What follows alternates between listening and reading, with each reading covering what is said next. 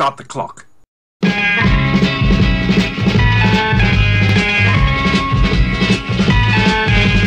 got to fight for what you want, for all that you believe. It's right to fight for what we want, to live the way we please. As long as we have done our best, then no one can do more.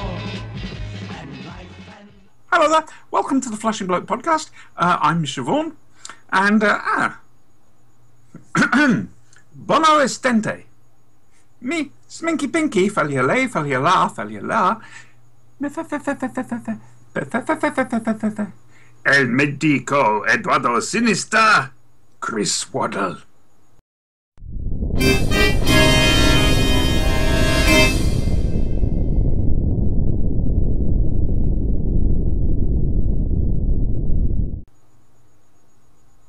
So, what have you been up to? This week, I have been mostly. I have been spreading Ebola. Yeah. West's response to that is so racist. It's extremely over the top. In fact, It's not that. It's, the amount of deaths from malaria in Africa. Nobody bats an eyelid. As soon as the slightest chance of something coming over here, oh God! I'm actually getting really depressed with the news at the moment.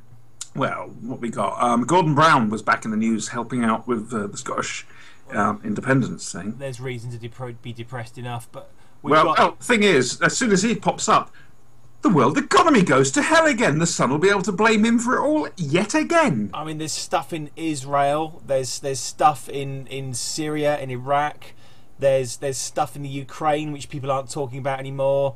There's hundreds of people have died in Africa, and America gets one case of it and absolutely freaks out.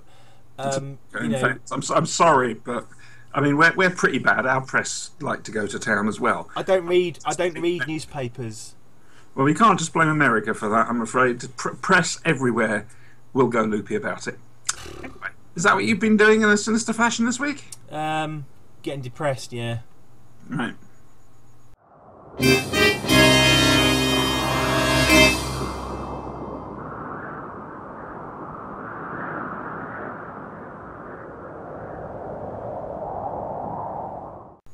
Now then, it's our 50th anniversary, our 50th programme. This is me being all party-fied. That doesn't work.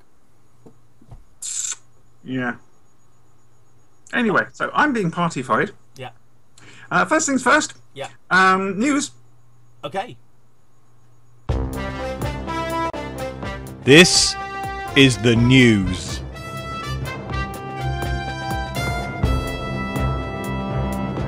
Right, this Sunday, I'm hoping you've got this out in time, I will be up at London Film and Comic Con sweating bollocks.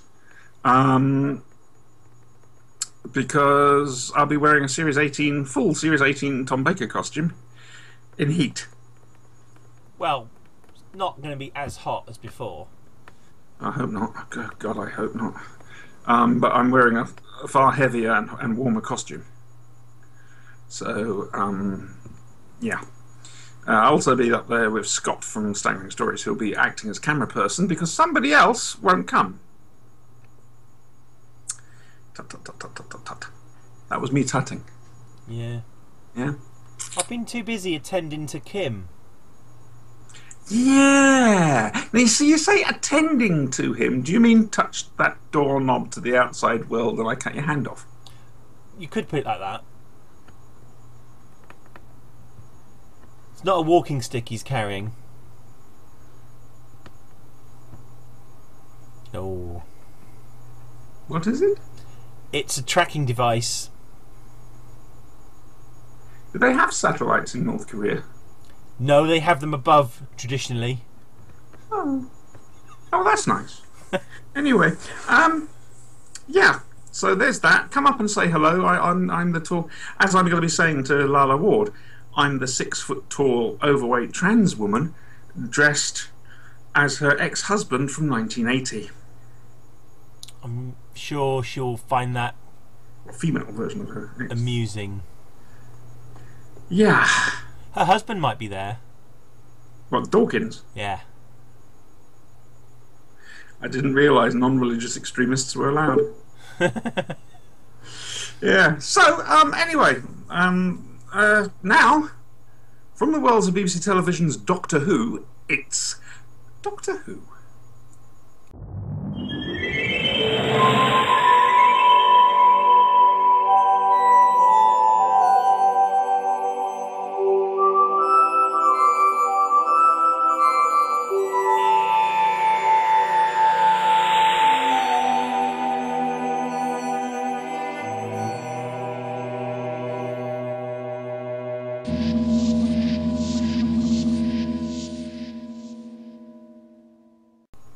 Can I take this off, please? Can I?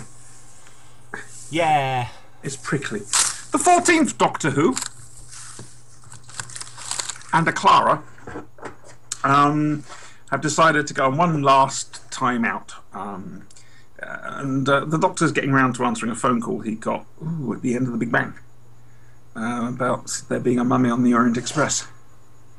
And in fact, as we find out, someone's been trying to get them together for quite some time. They've tried several times now. And how the hell they got the phone number for the TARDIS, Ooh. I hope is something which will be revealed. Woman in a shop. Is it, though? Is Dunno. it? Dunno. I mean, who is Gus? We never do. I had a theory about Gus, but it wasn't proved. I hope it's General Tannis. I thought it was Frank Skinner. It wasn't, though. It was John Sessions. So it was General Tannis invading the galaxy slowly so the Time Lords don't notice. Yes, that's it. It's the Orient Express in space, and there's a mummy. And if you see it, you've got 66 seconds to live, come what may. Poor Mrs. Hardacre. First of all, vampires kill her. Yeah. Then a mummy kills her, and Yeah. it turns out the mummy really is a kind of vampire. Yeah, she must feel pretty gutted. Yeah. What the hell did she do to upset Hammer Films? Let's ask them. Can we? Have you got a phone number? Yeah, hang on. Yes, I do. Excellent. Right, so, this was a Capaldi show. And he ruled it. No two ways about it. Do you remember me saying a couple of episodes ago, let Capaldi be Capaldi? This is what you get. Should point something out to people. He's just come out of a 1,000-year war. Yeah. I mean, he was there on Translaw for 1,000 years. Yeah. As the 11th self, fighting all the time. Yeah. To a certain extent, you could almost say it's a bit like Chris Eccleston. Maybe not so much, but still. Plus, he does trust Clara. You could almost say, in that 1,000-year war, he flew off the handles.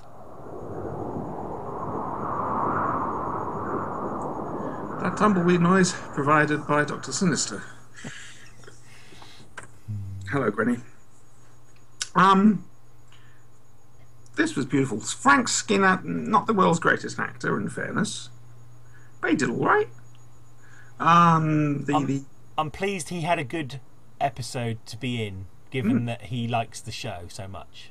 Yeah, very much so. And I mean, frankly, I got absolutely no complaint.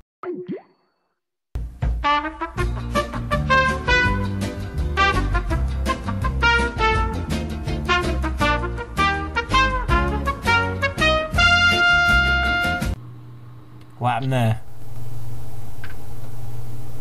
Cat. Guinevere. Walked on the keyboard, you see.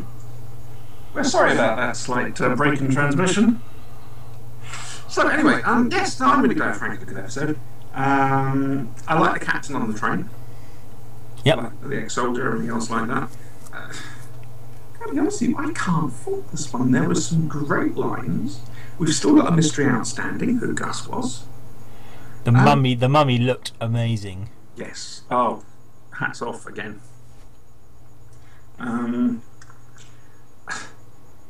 This is getting silly. I can't think. I mean, there's some fantastic lines. You got the thing that Clara's now lying to both the Doctor and Danny. Yep. I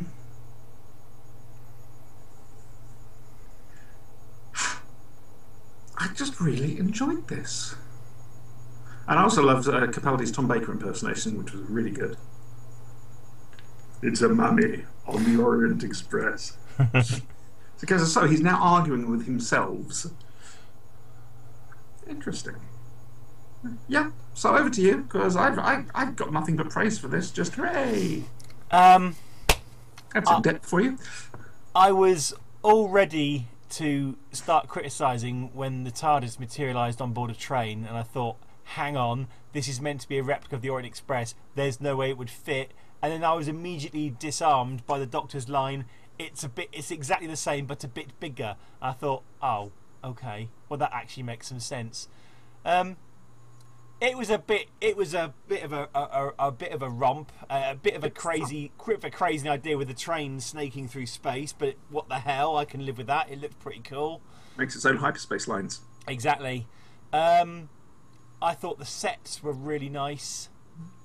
I thought I couldn't fault anybody in it. The two mains were really good. I like the fact that they couldn't just run away in the TARDIS because it was surrounded by a force field. We need more of this, please. We need more Terry Nation. You like force fields? It's that simple. Well, yeah, but we need more. We need more. Oh no! This pile of rubble, stroke debris, stroke building materials, stroke whatever has fallen in front of the TARDIS. We can't get in. TARDIS. So I think you and I have had this discussion before. Actually, it would be really nice if the TARDIS got broken and they didn't know where they were going. But that's another discussion. I think a lot of people have said that. In fairness. Yeah.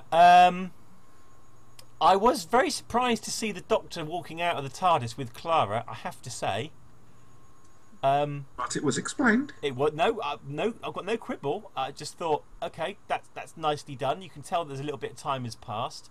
Mm-hmm. An interesting situation is now occurring between the three characters. On a side note, this is not a criticism, but I would like to see. I'd like to see less of a focus on the companion. Yeah. And, in fact, I'd actually like to see fewer stories about the Doctor. I just want adventures where the Doctor and his companion just happen to turn up and solve the problem. But the whole thing is not brought around by the fact that they are out there. It's not a trap. The people that they're visiting know nothing about him. This, to an extent, was a little bit of a return to that, but there's still too much of a focus on the two main characters. Yeah. You know, I'd like to go back to a situation where the two main characters just arrive in a situation, and it can be about the Doctor's ability to solve the problem, but it's not about the mythology of the Doctor. But the thing is, at the moment, they're telling a story with the Doctor. Yeah. But I just think that's being a little bit done to death at the moment. And we had essentially, I'm going off topic now, I realise, but essentially the whole of the 11th Doctor's era was defined by this war that he ended up in. So, you know, which came back in his own time stream to haunt him effectively, and he had a mystery that he had to pursue. So his entire timeline makes a nice little bubble. So I can understand. I'd like to move away from that. But anyway, that's not a criticism of this episode, because I thought this episode was absolutely fantastic. And when the big reveal happened and it turned into a laboratory and the whole thing's been a trap, etc., etc. Yeah, I really, really enjoyed this episode, and I can find nothing wrong with it, which is good. I think we're going to now need the judgment of Sinister.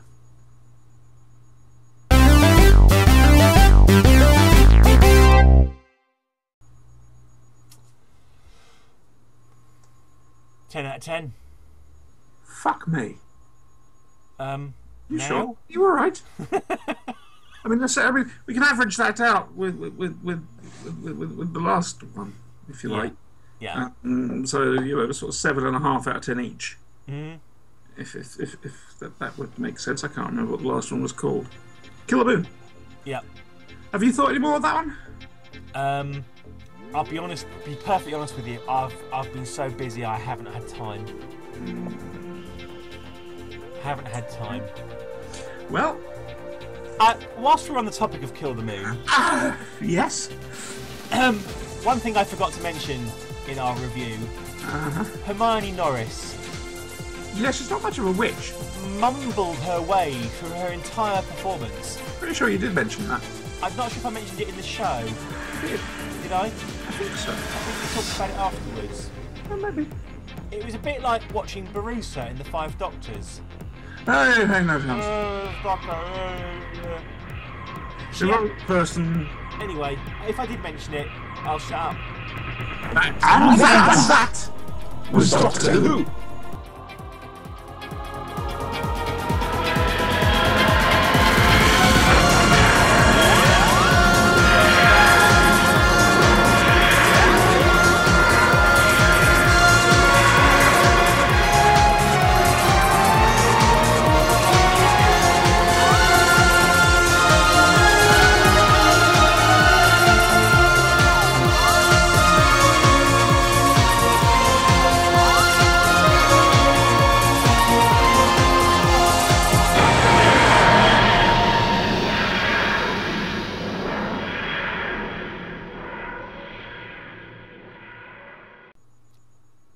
Right then, so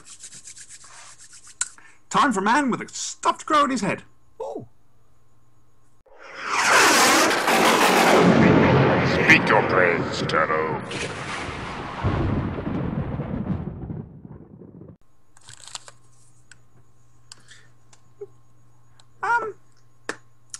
Since our last episode, Yep. for some reason, Madge Arwell has not been that popular. Oh, really? If you look at this, you'll see why.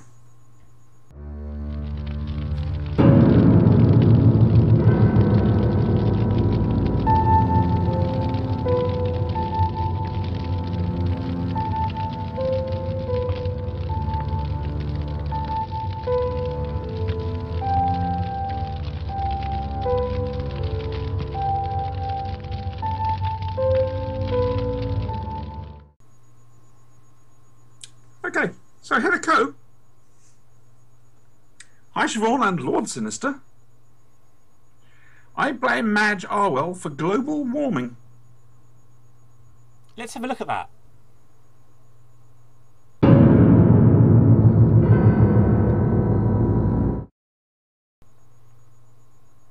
Does she give a reason? No. In fact, no one as yet has given reasons. I know why Madge Arwell could be responsible for global warming. Okay, do tell. Yeah. It's because of that cardigan she's wearing. I think you could be right. There's far too much heat coming off that. Absolutely. And it's Yeah. the wrong colour. Right. Andrew Ark Thompson. Hello, Andrew Thompson. Can I blame Madge for the...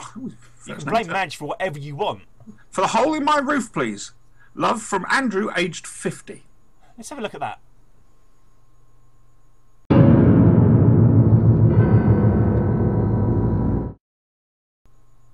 Now, I know why she caused that hole in that roof. Do tell me, yes, please. She's too pointy. Sharp tongue as well. That too. Right. Tim Drury. Hello, Tim. I'm sensing something personal here. Oh dear. I blame Madge Arwell for disgusting, inconsiderate students who should learn to clean up after themselves. Okay, let's have a look at that.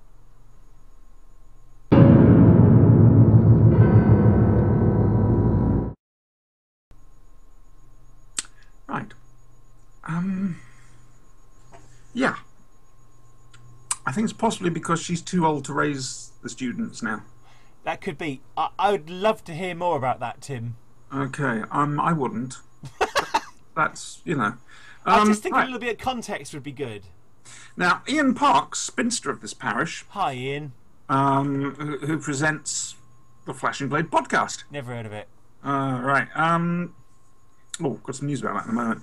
He's done lots of them. Okay. Give us the list, and we'll see. Right. So I'm going to do one now. Okay. Yeah. And then we're going to spread some of these over the next couple of episodes. Okay, fine. Good chance. Yeah. Okay. He blames Madge Arwell for John Levine. That's harsh. It is rather, isn't it? There's only one person that you can really blame for John Levine. Yeah. That's John Levine. Yeah. That said, let's have a look at that.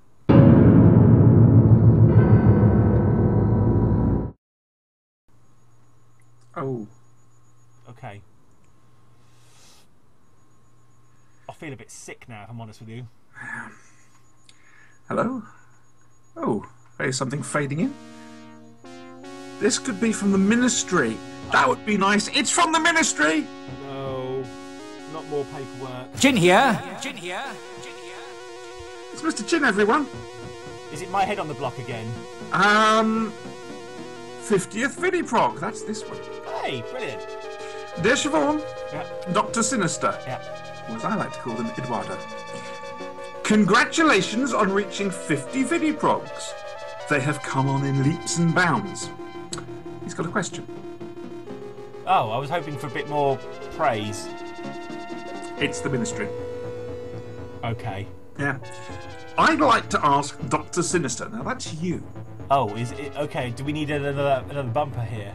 No, I wouldn't have thought so. How on earth do you do it? All the best. Chin. So, come on then. I'd like to know how you do it. It's the 50th show, so I'm going to publicly turn around and say thank you. You edit this show, and quite frankly, you amaze me every single bloody episode, because you do stuff I've no idea about. I just sit down there, and it's as much a surprise to me as any other viewer. And the amount of effort and time you put into it, and the sheer imagination and creativity, is absolutely wonderful, and I'm really grateful to you. So thank you. How do you do it? I believe the question was how on earth do I do it? Ah! And that's the clue. Yeah. The correct question should actually be how on egg do I do it? Ah! And I think you'll find You got an egg base. in microgravity, using a computer mouse is A lot. 20% less effort. No, it's easier. There you go. There we go. He does it on the egg. Yeah, So, that was feedback. that was good feedback. Yes, I like that feedback. More! And, folks, I know we've got a Fleshbook group. Fleshbook group. have What no is this? Some sort of sick porn thing? I don't know what happened. Anyway, You were saying. yeah, I was hoping people would email in their Blame Madge Arwells, but no, they're using the Facebook group. So use the Facebook group in future for Blame Madge. There's no point trying to change people. I've noticed this with you. There's no point trying to change you. Actually, believe it or not, I was at an event yesterday and they had these two kind of motivational speakers. Were you motivated? If there's one thing I took away from that session, Yes. it was this little phrase: "Be yourself, because everyone else is taken."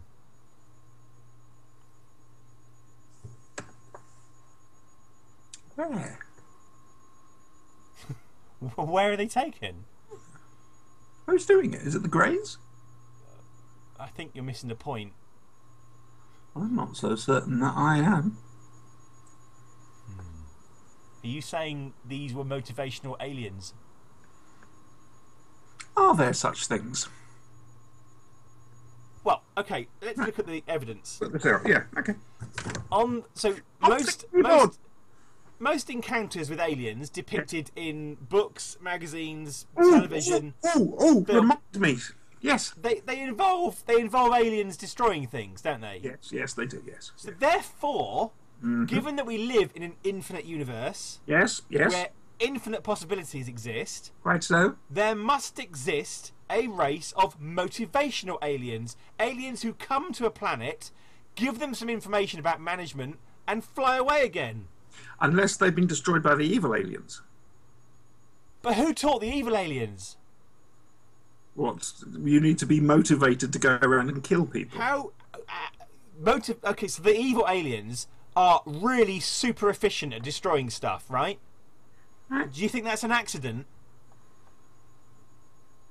Well, we're heading towards the whole evolution motivational speaker divide. What I'm saying is that somewhere out there, in fact, somewhere out there, and we have to hunt these bastards down, is a race of management consultant aliens that are educating other alien races to be more efficient killers. And if we don't get to them first, I think there's a lesson there for everyone. Well, yes, except for the whole thing of if they do their job too well, we won't have to bother.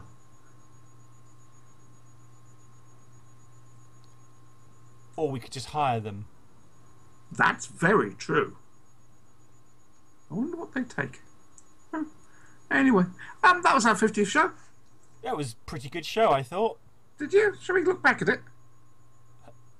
Okay, yeah, let's look back at it.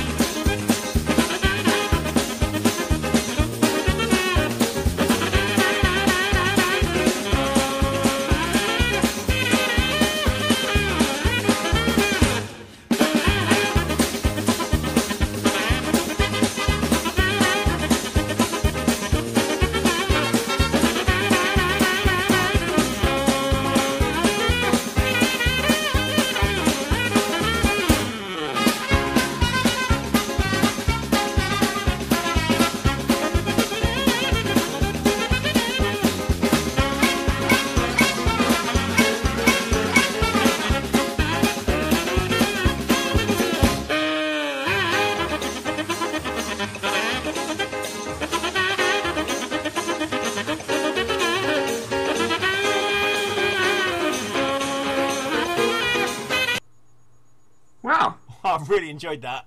I like the bit where I said, and now from the World's Beauty Television's Doctor Who, it's Doctor Who. Yeah. I like that bit. Yeah. And I liked the 14th Doctor Who. Yep. I like some of your bits.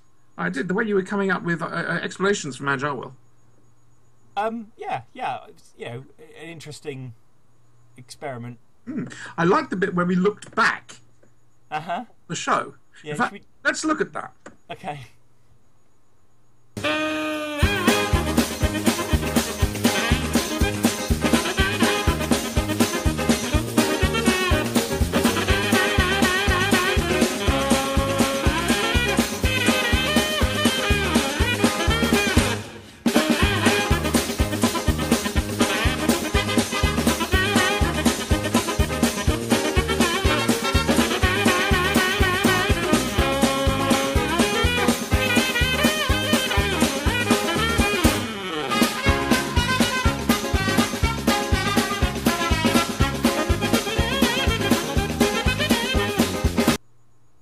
Yeah. You see? Now that I've looked at it another time, I think my performance could have been better.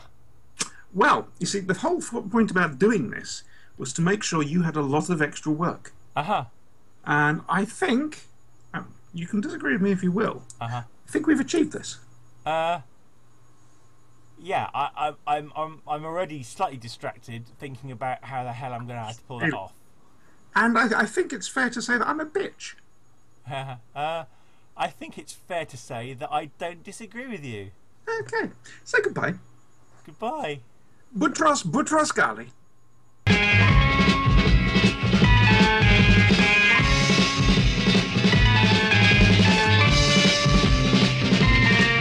You've got to fight for what you want, for all that you believe.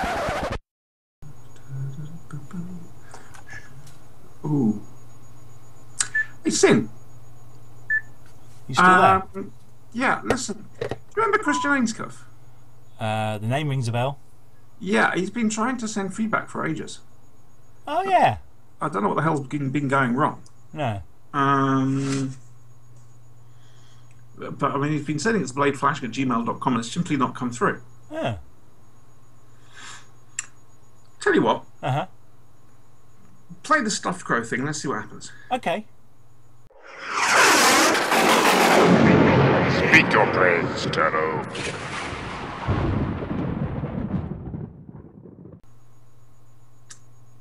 I bet you thought we'd forgotten. After all that effort you put in to try and send us your feedback, we hadn't forgotten at all, had we, Sinister? No, not at all. We was planned this way to put it in the middle of the credits. After the credits, surely. Middle. Middle? Oh, okay. Hi, Siobhan and Dr. Sinister. Sorry, Coco. Hope you're both well now. Oh. Hope you're both well. Y-O-U-R. Christian, do you know how old the next slave worker is? Not as old as Professor Dave, I would have thought. She's 6 years old. And this is your fault. Oh. You're a monster. Thank you. As my feedback keeps vanishing, I am trying this again, hopefully with better luck this time. Loving the VidiProgs. Keep up the great work. Right off, let me state, Capaldi is just sublime no matter what material he is given. The man is majestic. For the most part, yes. But these latest episodes seem to particularly polarize opinions amongst fans. I know that's nothing new. No matter where I... Oh, small I, not capital I. Do it. That one exploded. Oh, who's going to clean up the mess? Not me. No matter where I look on the internet, someone will cry worst episode ever. Ever. They usually say these were ever. Or brilliant best who for ages. So, Kill the Moon, I loved it. Thought-provoking and challenging. The Doctor, for all his acerbic intellectual arrogance, shows flashes of his wonder at the universe. Yes, this Doctor has no empathy, shown in the start of the episode by his dismissal of Courtney as not special, although his hearts are still in the right place. He tries to give humanity a chance to grow, though his faith in Clara and Courtney is justified the way he does this. Surely one of his hearts is in the right place, the other one is in the left place. I'm going to slap you. Back of your legs. Well, he got it wrong. Badly, catastrophically wrong. Clara is right to be angry with him. This Doctor is on a journey. I think he's finding his way, and I think his attitude will change as events happen. Jenna Coleman, you remember him, don't you? Has stepped up an acting gear this year for me. The scene with her and the Doctor at the end of the episode is just stunning. No problem with its science, and to be honest, it was dark and creepy. All good for me. Fair enough. Mummy on the Orient Express was fantastic. A visual feast with the... Oh, you needed a comma there. Oh dear. You're going to have to shoot that one twice. It's too big. It's Big Run. Oh, no! What, from EastEnders? Big Run. Bye-bye, Big Run. And again. He's not so big now.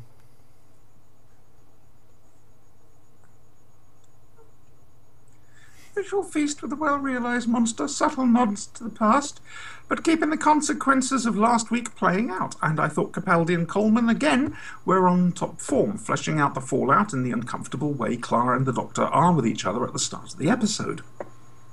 This Doctor is the one who makes the hard choices, and has to seem harsh to save others. I would say the Doctor has always made harsh choices, it's just the outward way he presents it has changed. Capaldi is as much a game player as McCoy's was. He's just more direct. The scenes on the beach and in the TARDIS at the end of the episode give us a better understanding of the burden the Doctor is under. But his joy when Clara wants to go see planets is obvious. Clara lying to Danny again, not a good move. You know, Mummy is probably my favourite episode so far, and small I. Yes. Was that Mandy from EastEnders? Difficult to tell now. Oh, and I've liked them all. I don't think it's the best, but it's my favourite. Maybe I will change my mind. Cannot wait to find out. Well, now we need to bring in Nida. Oh, right. Excellent.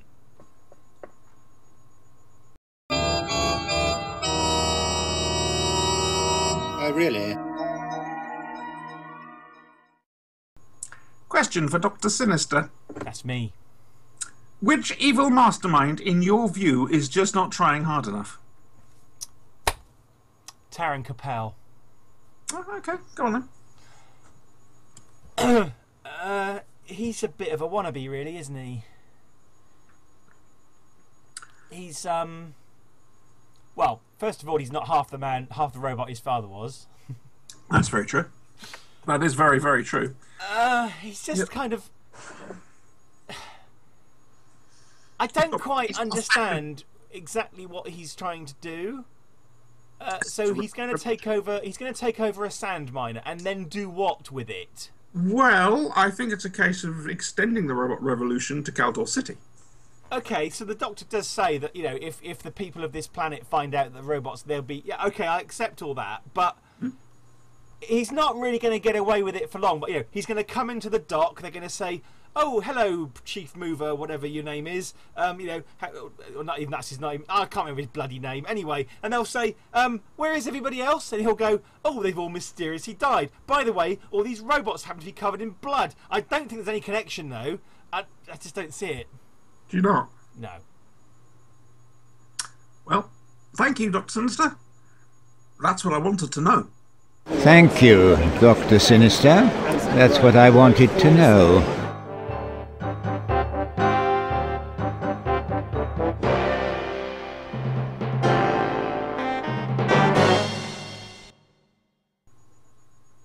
Right, now we've got to go back to the end title sequence.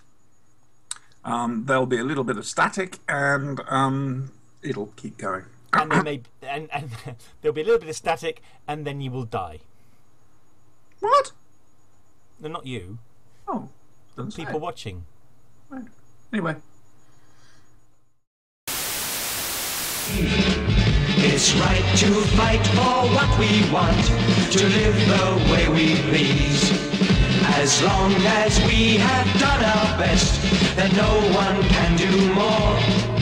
And life and love and happiness are well